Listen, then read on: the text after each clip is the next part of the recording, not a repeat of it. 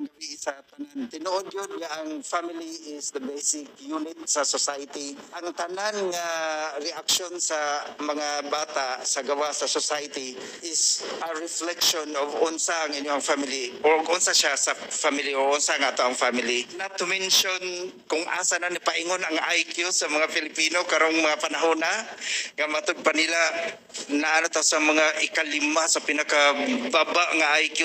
Pero siguro ang masataga na to bili pagkataon niya pagkailan niya kung kinsa ang Ginoo.